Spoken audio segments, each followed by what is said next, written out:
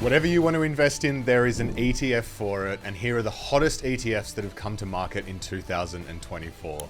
Welcome to Get Started Investing, a podcast where we unpack everything you need to know to get started on your investing journey. My name is Bryce, and as always, I'm joined by my equity buddy, Ren. How are you? I'm very good, Bryce. Very excited for this episode. Very excited to unpack ETFs with you again on Get Started Investing. Yeah. Some people wonder if this show has become too ETF heavy. Well, the good news for us is they are producing more ETFs than we can possibly keep up with. So we got content for years to come. Yes. But in this episode, we wanted to take a high-level view and understand what's come to market this year in Australia and where the money is going, where the performance is going, and what we're most excited about. But to kick it off and to give you just some numbers on how many ETFs have come to market this year, 52 new ones. Yeah. 49 on the ASX, 3 on SIBO, Yep. which is the rival stock exchange, including the first Bitcoin ETF in Australia. That was probably a pretty exciting one. We're now at 397 exchange-traded products. That's as of October 2024. We need to date some of this stuff because it gets out of date pretty quickly. Yeah. That's up from 226 at the end of 2020. So if we do an ETF explained every fortnight to cover all 397, we've got 15 years of content. Is that about right? Maybe. 26 weeks? yeah, I guess so, yeah. Shit. Is that right? Yeah, that's right. All right, some more numbers for you just to set the scene. The market cap of all ETFs in Australia is now 225 billion. That's up 54% from the same time last year. Nuts. The biggest buckets, global equities has about 106 billion, and then Aussie equities has about 60 billion. It took the Aussie ETF industry 20 years to reach $100 billion. The next 100 came in 3 years. Unbelievable. Well, we've certainly been privy to the rise of the ETFs over the last 8 years of doing this show. And they're a fantastic product. There's no doubt as to why those numbers are what they are. But let's focus on 2024, Ren, with a breakdown of what has actually come to market. So from a geographic point of view, some popular ETFs, we've seen several focus on Aussie equities. We've also seen some that focused on Asia, and we'll get to those in a little bit, but those were the two sort of main geographies that had multiple ETFs come to market. In terms of sector-specific investments, we've spoken about this on the show. 3 new ETFs focusing on defense came to the markets from BetaShares, GlobalX, and VanEck, and they created a lot of conversation in the Equity Mates community. And a reminder, we do have an episode where we had a look at all 3 of them. We'll put a link in the show notes if you want a little bit more info on that. In terms of major thematics, obviously tech was big, and artificial intelligence, cybersecurity, and of course, Bitcoin and cryptocurrency. Is that all just tech? Yeah, you could put it all in tech. And then in terms of investment strategies, so a lot coming to market focused on income, as well as a lot of active strategies coming to market focusing on growth and value. So yeah, plenty to try and get your head around. So that's a bit of a snapshot of what's come to market and how big the industry is. When we were planning this episode and we were saying, how do we do the hottest ETFs of the year? We sort of think there's 3 ways to break it down. The first one is just what's getting the buzz. So we went to the Equity Mates community to ask what you're most excited for. Then where the money is going, what's had the most inflows, and then finally what's had the best performance. So let's start with the buzz. What is most popular in the Equity Mates community? We put the poll out. If you're not a part of our Facebook discussion group, this is a reminder to go and join the conversation there. Do we want to go from 5 up to 1? Yep. Yeah. So tied in 4th, there was 2. The VanEck Global Listed Private Credit ETF, LEND, and VanEck MSCI International Small Companies Quality ETF. The ticker is QSML. Both of them had 8% of the vote. Nice. Good to see some small companies in there. Coming in at number 3 was VanEck's Bitcoin ETF. 10% of the community voted for that. The ticker is VBTC. Coming in at number 2, we have the Global X S&P World X Australia ETF. The ticker is GARP, standing for Growth at Reasonable Price. Now, 28% of the community voted for this one. And then coming in at number 1 with 37% of the vote, GHHF. People have probably heard of DHHF, which is BetaShares All Growth Diversified ETF.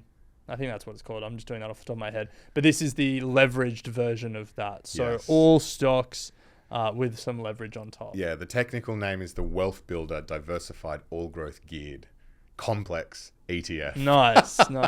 So more than a third of the Equity Mates community voted for that as the number 1 in terms of buzz. But Bryce, as we said, that's just one way you can measure hottest ETFs. Maybe we should do a hottest 100 for ETFs. Oh, goodness me. Anyway, that's a separate conversation. I think the second way to measure it is where the money is going. Yeah. So we've got the top 5 here. This is as of October, end of October. So kick us off with number 5. Number 5 was the BetaShares Australian Momentum ETF. MTUM is the ticker.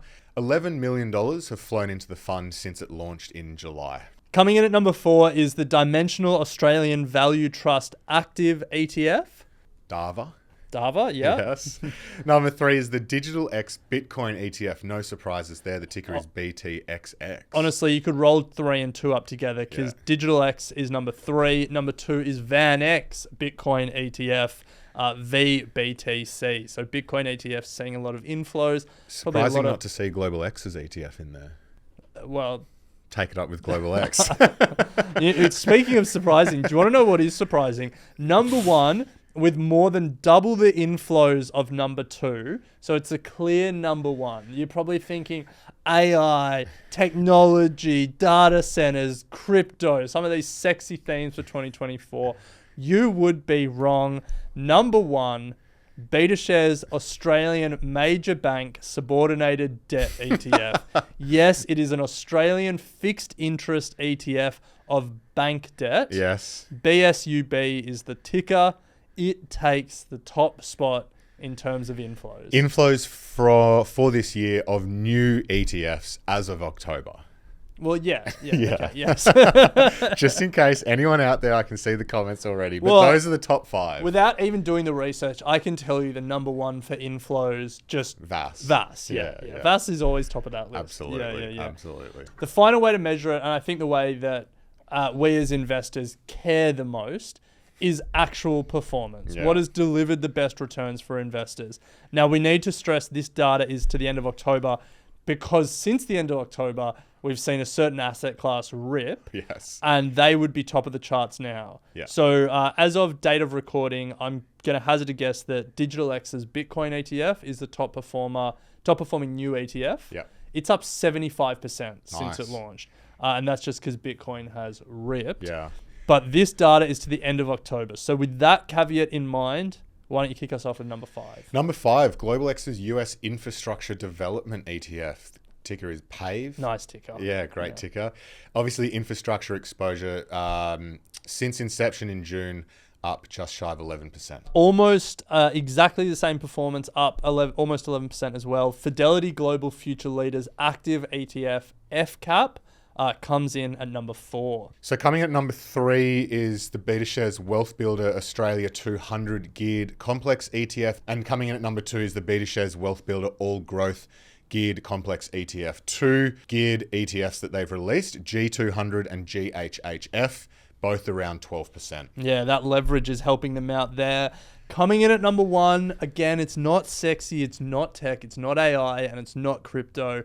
Coming in at number 1 is the Global X Gold Bullion ETF, GXLD, up 15.5% from when it launched on the 1st of May to the end of October. The interesting questions I have about this Global X Gold Bullion ETF is, don't they already have a gold bullion ETF? I couldn't work it out either. We need to give them a buzz and find out what's going on. They have the largest in Australia, gold, with the ticker gold. Yeah, and it's bullion as well. It's not synthetic. So maybe it got too big. Or something, I don't know. Just buy more gold. Yeah, the vault couldn't fit it. So anyway, that is that's something we need to research. But that is the best performing ETF to the end of October in the measurement period. Obviously, if we recut the data when the reports come out at the end of November, we're going to see some Bitcoin ETFs sitting at the top. Bryce, we've covered off the ETFs that are getting the most buzz in the Equity Mates community and those that have performed the best. But what about the ones that are getting the most buzz in your portfolio or on your watch list? What are you most excited for? All right, Ren, what am I most excited about? I'm so excited about a thematic that is coming to market that has traditionally been hard to access, and that is small caps. Yes, yeah. Love the fact that Fidelity Global Future Leaders Active ETF, FCAP, and fresh on the market after last week, Firetrail Small Companies Fund, FSML. Yeah. Both partners of Equity Mates who we've interviewed on the show, both quality fund managers, giving us exposure to actively managed small cap funds. Yeah, I mean, we have this view that emerging markets and small caps active makes sense. We're big index boys. We love index ETFs, but we think in certain situations, active still has like a really strong case to be made. Yeah. And so, yeah, it's great that the world of 80-page paper forms that you have to print and sign, and then you need a $20,000 minimum to access these funds. That world is fast being left in the rear view mirror as these active ETFs are coming to market. Absolutely. And two that, historically have performed well. These aren't funds that have just been spun up for the ETFs. They have plenty of history over the last decade or so. So I'm excited about that. Nice. Anything else you're excited about? And I can't go past leveraged NASDAQ, GNDQ from Beta Shares. Another one of their, I guess, leverage range that they've brought, or geared range that they've brought out this year. NDQ, very popular, NASDAQ 100 ETF. This gives some gearing exposure as well. Yeah. What about you? What about me? So I think the same as you. I think seeing the small cap managers come to market is good to see. I think just generally seeing more active ETFs come to market is good to see, just from an accessibility point of view. We've said it before and we've said it again, but one of the biggest discrepancies, one of the biggest opportunity gaps in finance is between those that don't have an advisor, like 90% of us, and those that do have an advisor and can access wrap platforms like Hub and NetWealth. And if you have no idea what I'm saying, that's the point. The opportunity set those guys get compared to us is just chalk and cheese. Yeah. They can invest in some of these major funds from $1, whereas we're stuck with $20,000 minimums plus. Yeah. So I think seeing more active ETFs come to market is just great from an accessibility point of view.